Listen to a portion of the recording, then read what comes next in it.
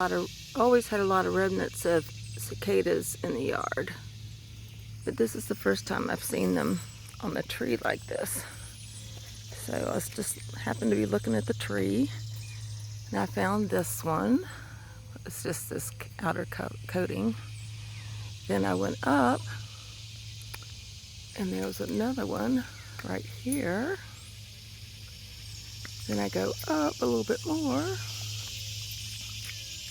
There's one there. And then another one way higher. Then I look over here on this side, and we have one just kind of dangling.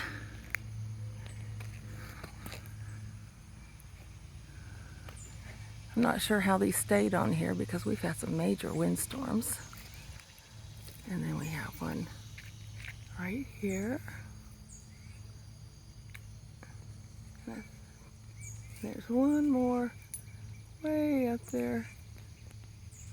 At least all that I can catch with my phone. I thought it was really interesting to see all the cicada leftovers that were on this tree.